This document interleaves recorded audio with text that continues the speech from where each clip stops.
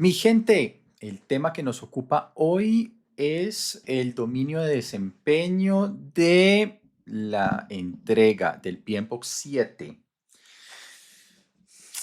Creo que estaríamos de acuerdo en decir que no se trata de desarrollar actividades, no se trata simplemente de mover algunas actividades en un cronograma, sino de entregar. Mejor dicho, el objetivo es, como se diría en Colombia, no sé en sus países, el objetivo no es simplemente jugar bien o no es simplemente jugar, sino que es meter goles, es ganar. Y eso ocurre cuando el proyecto entrega. Eso es muy importante. Eso que parece tan obvio es fácil perderlo de vista, es fácil caer en una inercia de proyecto donde se empieza a entender que el proyecto simplemente es reunirse periódicamente, eh, desarrollar unas actividades y el tiempo pasa y no se entrega nada. Eso termina siendo importante. ¿Qué es lo que dice el PMBOK? Y aquí voy a comenzar muy rápidamente em, con algunas diferencias de criterio que siempre he tenido. Y dice, se mide los proyectos y el éxito de los proyectos se mide por su capacidad de entregar valor, por cumplir expectativas y producir resultados que apoyen la estrategia del negocio. Yo estoy súper de acuerdo, aunque los proyectos deben entregar, esos entregables tienen que estar orientados hacia el valor, pero cuidado con esa expresión de que los proyectos entregan valor, porque entonces se estaría corremos el riesgo de que se esté generando una expectativa que no corresponde. En muchas ocasiones los proyectos no entregan valor de forma directa, porque puede ser que el valor se genere un año después. Recuerda que el valor es lo que ocurre en el mercado, no lo que te gustó, no lo que te parece importante, no, es lo que ocurre en el mercado y a veces un proyecto lo entregas y eso se percibe a los 6 meses. Entonces no necesariamente entregarás valor, aunque estés entregando productos, capacidades dirigidas y orientadas al valor. Y ahí es muy importante el caso de negocio, porque el caso de negocio es el que de alguna forma deja clarísimo que lo que estás haciendo sí se va a conectar con el valor eventualmente, pero esa expresión de entregar valor se está volviendo súper de moda y yo creo que está desorientando la profesión. ¿Sí? Porque entonces ahora tenemos un montón de BMOs y un montón de project managers un poco enredados con la idea de que tienen que entregar valor y no sé qué, y eso no siempre es así. Y no tiene que ser así. Creo que estamos cayendo en un FOMO, en un fear of missing out. Creo que la gente como por sentir que no se está quedando atrás, está cayendo en una moda y estamos perdiendo el rumbo. A ratos pienso eso, ¿sabes? Entonces, sigamos con el tema de la entrega de valor, pero ya sabes, es más que entregar, es orientarse al valor, que los productos se entreguen al valor, ¿verdad? Entonces, cuando uno revisa dominio de desempeño de la gerencia de proyectos en el PMBOK 7, encuentra uno que se incluyen algunos aspectos que evidentemente podrían ayudar o facilitar la entrega de valor, ¿verdad? Cosas como qué, cosas como qué, la correcta definición de alcance. O sea, eso siempre ha existido. ¿Qué es definir bien el alcance? O más bien, ¿cómo es gestionar bien el alcance? Lo primero es tener claro el tema estratégico. Y eso va a pasar desde el business case. Probablemente si tú eres project manager, seguramente no haces el business case. Seguramente lo hace un estructurador o lo hace un comercial o lo hace un sponsor. De pronto participas, pero el business case es donde se toma la decisión de invertir o no en tal proyecto. Es un tema de go, no go y es un tema de portafolio de proyectos. ¿Vale? Cuando tienes claro eso obviamente te va a ayudar. Si no tienes claro eso, vas a tener problemas, no vas a tener norte. Otra cosa que ayuda un montón es la gestión de requisitos. Entonces, lo que siempre hemos visto como gestión de requerimientos o levantamiento de requerimientos o recopilación de requerimientos, pues ahora aparece en este dominio de desempeño. No me encanta porque digamos, hay procesos que sirven para absolutamente todo y para mí los dominios de desempeño son transversales. Entonces, cuando ves un proceso metido dentro de un dominio de desempeño, te quedas con la idea entonces que eh, actúa principalmente en ese dominio y no en otros. No sé, creo que termina siendo más fragmentaria la información, pero evidentemente levantar correctamente requerimientos sirve un montón. Otra cosa que sirve muchísimo es definir bien los entregables y definir la EDT de proyecto, la estructura de desglose de trabajo o la Work Breakdown Structure, ¿verdad? Otra, por supuesto, tener buenos mecanismos de validación de validación y de entrega, como el Definition of Done, si estás trabajando en un entorno medio ágil, ¿cierto? O los criterios de aceptación, que es como se conocen normalmente. ¿Qué es eso? Oye, pongámonos de acuerdo desde el principio, cuando tú me entregues algo, cuáles son los criterios que vas a cumplir para que yo te pueda decir, ok, aceptado, y entonces te pago. O no, todavía no te voy a pagar y todavía no te puedo recibir porque fíjate, habíamos acordado que eran 10 cosas y lo que tú me entregas hace 8. Entonces me hacen falta 2 y todavía no puedo. Es importante que eso se defina desde el principio, porque cuando se llega a la entrega hay mucha tensión, hay mucha ansiedad de todos, sobre todo del contratista o de quien está haciendo, porque seguramente también quiere cobrar. Y si eso no está claro, las conversaciones se pueden volver muy difíciles, porque un no abstracto, que no se sustenta en algo claro desde el principio, pues se presta para conflictos, ¿verdad? Mientras que si desde el principio todo está claro, pues ya está. Seguramente el que está entregando se frustra, pero está claro y es justo, ¿verdad? Y también todo el tema de beneficios. Los beneficios son algo un poco más cercano al mundo de proyectos. Recuerda, tú generas una salida, esa salida genera un cambio o un impacto directo. Yo creo que hasta ahí llega el mundo de proyectos.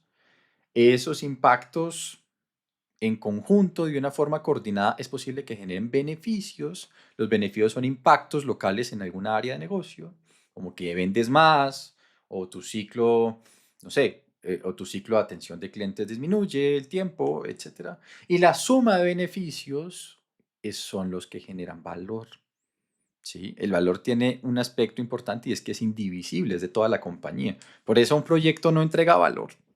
Sería raro, salvo algunas contadísimas excepciones.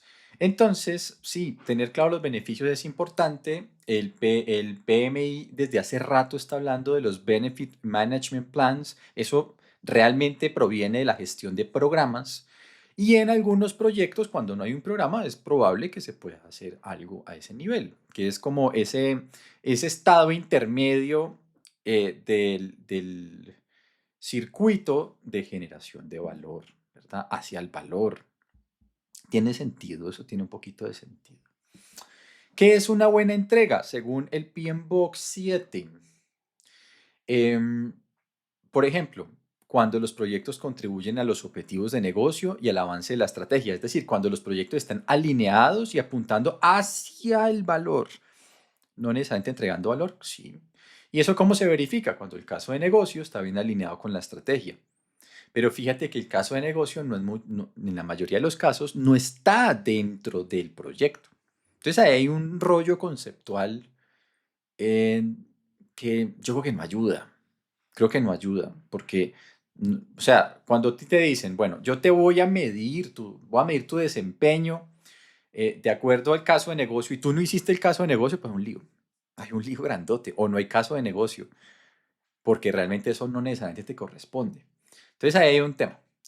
Los proyectos materializan los resultados para los que fueron iniciados y obviamente la hoja de ruta ahí es clarísimamente la EDT y el cronograma. Sí, claro, clarísimamente ese sí es una responsabilidad muy directa a un project manager. Hacer aquello para lo cual se contrató digamos, cumplir la misión, no perderse en el camino y eso es fácil. Cuando los beneficios se obtienen en el plazo previsto según la lógica del ciclo de vida, Mm, los beneficios recuerda que son un resultado, un impacto local en el negocio, producto o asociados a lo que entregó el proyecto. Esos beneficios pueden estar cercanos al proyecto, sí, en algunas ocasiones, en otras no. Entonces ese tema hay que verlo con matices. ¿sí? Te voy a poner un ejemplo. Tú dices, el proyecto es implementar un nuevo software o un nuevo sistema de inteligencia artificial para mejorar la satisfacción del cliente. El beneficio es la satisfacción del cliente. Bueno, tú desarrollas el entregable, tú generas, tu proyecto desarrolla todos los componentes de IA, incluso hace unas capacitaciones. Pero la satisfacción del cliente se va a mover, esa aguja se va a mover a los 6 meses y no depende únicamente de que el producto esté bien hecho. Depende de que las áreas incumbentes también promuevan e integren esa nueva capacidad en sus actividades. Y a los 6 meses, claro que tú vas a tener que ver, pues porque el producto y la capacidad la desarrollaste tú, pero va a tener también mucho que ver con la capacidad de que las áreas involucren lo que tú hiciste dentro de la operación. Y eso no necesariamente te corresponde a ti. Entonces hay un matiz. Hay un matiz también que se podría ver. Y cuando los interesados aceptan los entregables y se sienten satisfechos, sabes que eso sí es, eso sí, porque fíjate que te estás orientando a algo concreto que corresponde.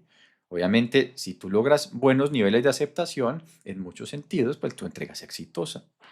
Y hay mucho de subjetivo, pero no por el hecho de que sea subjetivo quiere decir que no es tu responsabilidad. Eh, Hay mucho de percepción, hay mucho de cómo presentas las cosas, hay mucho de cómo manejas las relaciones y eso tiene que ver absolutamente con gerencia de proyectos. No es únicamente el producto, es la experiencia de los stakeholders y esa experiencia obviamente está bajo tu responsabilidad. Yo te lo digo porque uno históricamente, y digamos, uno tiene tendencia, sobre todo los que somos ingenieros, a concentrarnos en lo duro, como en el producto, pero la experiencia de cómo se entrega, del servicio, esa percepción al final termina siendo importantísima. ¿Sí? Entonces volvamos a algunos elementos claves que se mencionan acá. Yo creo que lo que están haciendo es como, a ver, ratos dividiendo el PMBOK. em, Hablemos del levantamiento de requerimientos. El primer proceso de la gestión de alcance, bueno, el primer proceso técnico de la gestión de alcance lo mencionan acá de forma muy importante. Claro, si tú no defines y mapeas correctamente las necesidades, es muy difícil hacer una entrega satisfactoria, porque te concentras, si eso es así, estarías cayendo en ese viejo error de concentrarse mucho más en la solución que en el problema. Lo primero es entender el problema y las necesidades. Eso es lo primero, eso es lo básico. ¿Sí? ¿Y eso cómo se hace bien? Cuando realmente tú permites que todos los stakeholders participen. Cuando tú escuchas la mayor cantidad de gente y a partir de ahí levantas requerimientos, eso tiene mucho sentido. Eso funciona bastante bien. Cuando utilizas técnicas diferentes de levantamiento de información, o sea, tú te tomas un café con alguien, eh, armas grupos focales, después tienes una entrevista de no sé qué, porque hay muchas maneras de levantar información y muchas maneras de aprender de las necesidades, no solo una. No debe ser una sola reunión, no es como cumplir la tarea y pensar que entonces tú junta a todo el mundo y en 2 horas todo lo sabes. No, es un tema de descubrimiento donde mezclas muchas técnicas, donde mezclas muchas, em, entre comillas, artimañas para levantar información. ¿Sí? A veces la mejor manera es no preguntar, sino observar, por ejemplo. Sí, eso me lo has escuchado varias veces, seguramente si sigues el podcast.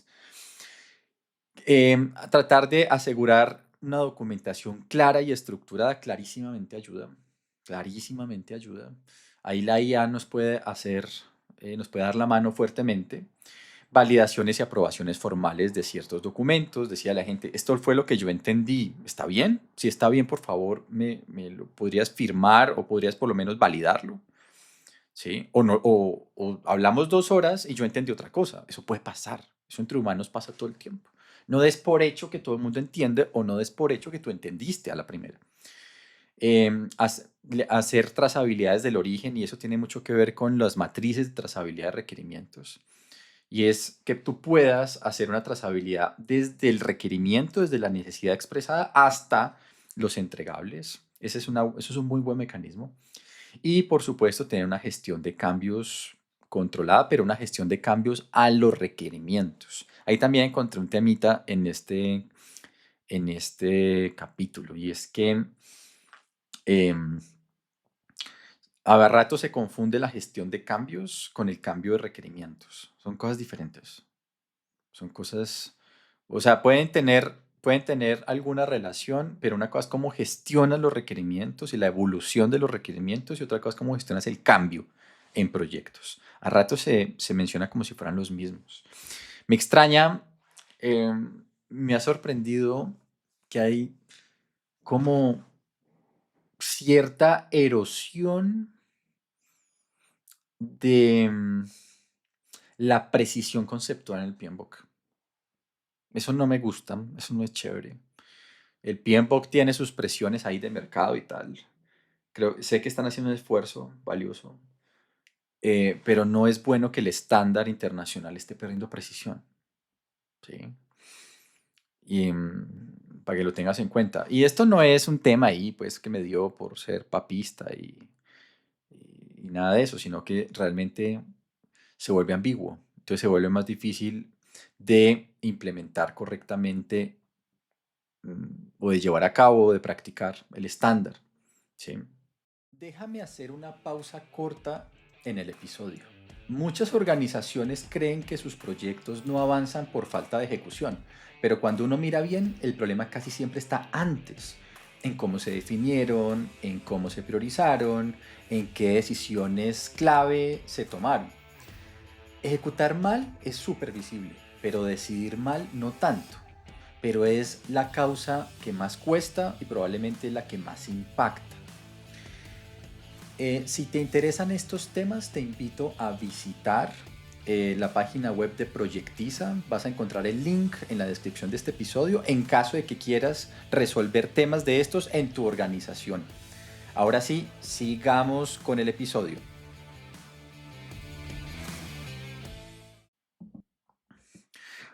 Obviamente, y volviendo al tema del alcance y la importancia, digamos, de gestionar bien el alcance para gestionar bien las entregas. Aquí el PMBOK obviamente se trae todos los procesos de gestión de alcance, de levantamiento de requerimientos, definición de alcance, creación de EDT, y los incluye dentro de este dominio de desempeño. Obviamente, si tú defines bien el alcance, pues tiene más probabilidades de entregar mejor, ¿verdad? Otra cosa que menciona interesante el estándar es, bueno, ¿y qué pasa cuando estoy en un entorno un poco más ágil? Bueno, también tienes que hacer una descomposición. La diferencia es que la descomposición no se hace en una EDT, sino que se hace a través de épicas e historias de usuario. ¿Cuál es la diferencia? La EDT se ocupa de objetos, ¿sí? De entregables. Es una descomposición analítica del producto como tal o de la nueva capacidad. Mientras que las épicas e historias de usuario son descomposiciones, pero de cierta manera son de experiencia. Y es ciertos usuarios qué historia van a contar con el proyecto, ¿sí? Para ponerte un ejemplo, en una construcción, entonces tú dices, Em, bueno, la EDT es una casa, ¿no? Entonces la EDT es un paquete de trabajo es excavación, otro paquete de trabajo son fundaciones, otro es estructura, son productos, son cosas.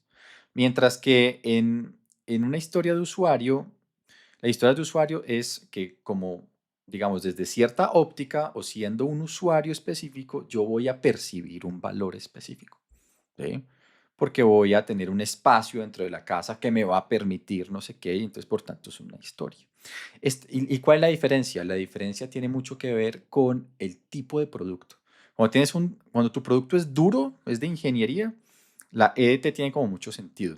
Pero cuando tus productos son más bien intangibles, claro que no tiene claro que tiene mucho más sentido hablar de lo que vas a generar en el usuario.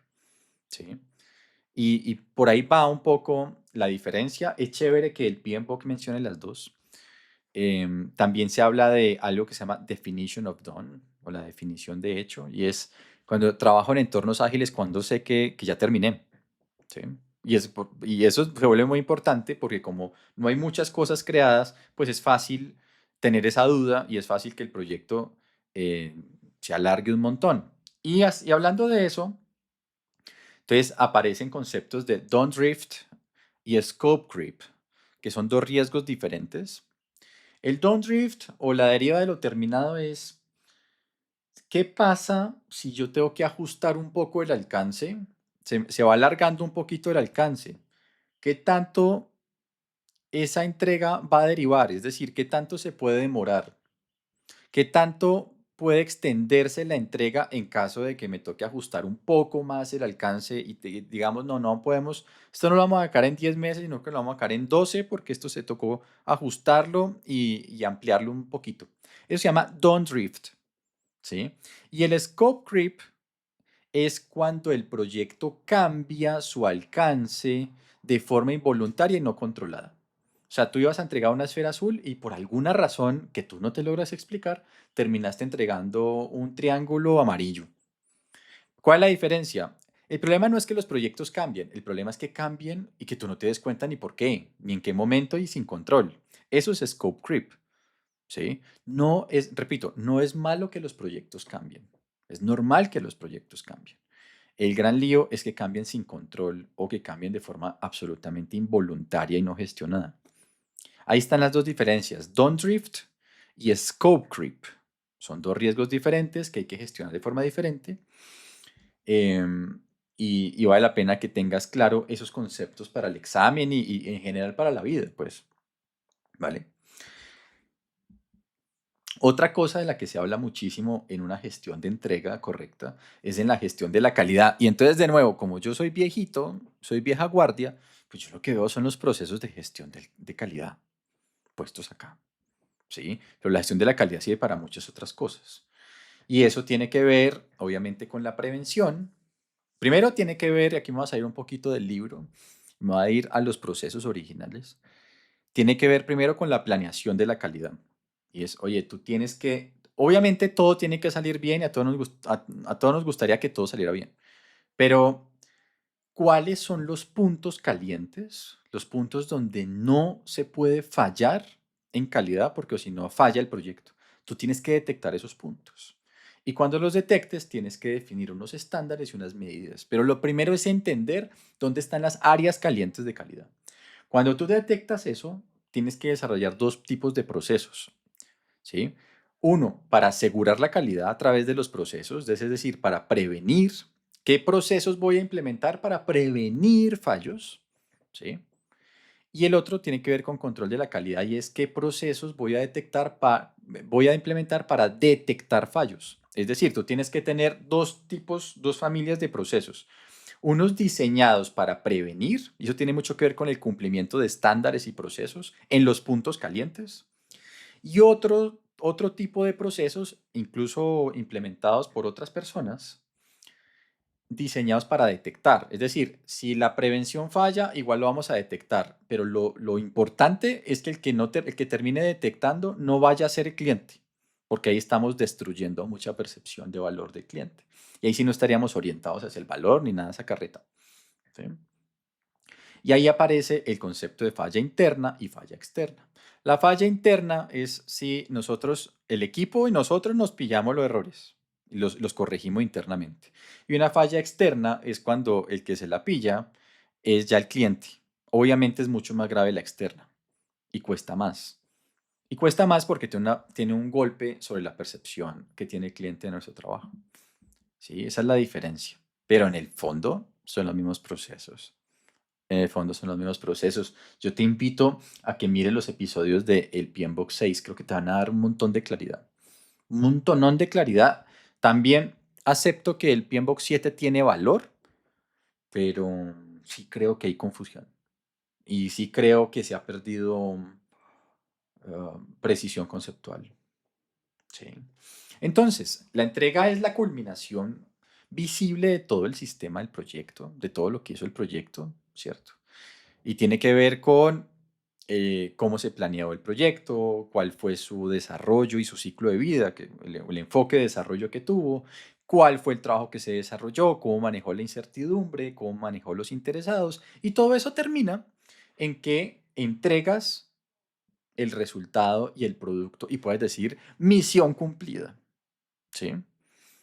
Recuerda, es muy importante hacer cosas, pero es más importante lograr los objetivos de lo que te propones, para que no te quedes enamorado ahí y un poquito preso o presa de,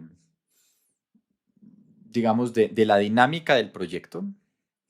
Y son esos proyectos que nunca se acaban y nunca entregan mayor cosa. Recuerda, los proyectos tienen un sentido y es entregar. Si el proyecto no entrega, pues prácticamente está perdiendo todo. Entonces eso es absolutamente importante. Esto es entonces el dominio de desempeño de entrega del PMBOK 7. Espero que te haya parecido interesante. Como siempre, un gusto estar con ustedes y hasta la próxima.